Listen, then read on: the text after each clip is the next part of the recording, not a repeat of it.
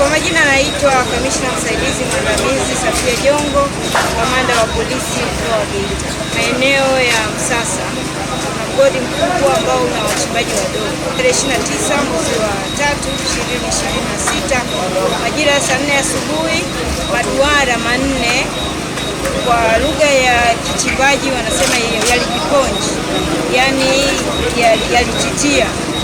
Baada ya maduara hayo kutitia, jeshi la polisi tukishirikiana na zimamoto na uokoaji pamoja na vyombo vingine vya usalama tulifanya juhudi pamoja na kikosi cha madini kuhakikisha kwamba maduara haya chanzo cha titia ni nini na kama kuna madhara yoyote kwa binadamu.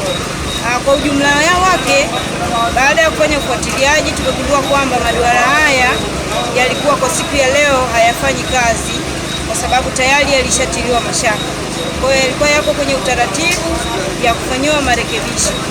Baada ya kupata taarifa hiyo, tuliona kwamba tusilizike tu na hiyo taarifa. Kwa hiyo tulianza juhudi kwa kushirikiana na uongozi wa mgodi kuhakikisha kwamba tunalifukua hilo eneo lote ambalo limejifikia ili tuhakikishe kwamba hakuna madhara yoyote kwa binadamu.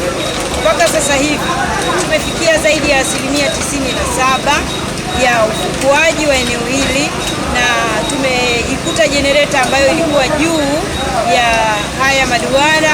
Kwa maana hiyo tunajiridhisha kwamba hakuna madhara yoyote kwa binadamu.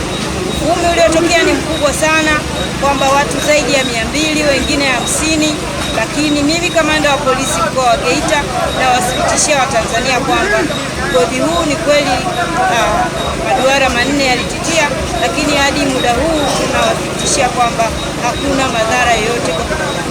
Naomba nitoe wito kwa jamii kuacha kutoa taarifa za uzushi pale ambapo changamoto inapotokea, na niwaombe tu wale wote ambao wamefanya hivyo watoe hizo taarifa zao kwenye mitandao haraka, la sivyo hatua kali za sheria zitachukuliwa dhidi yao za kutuma taarifa za uzushi.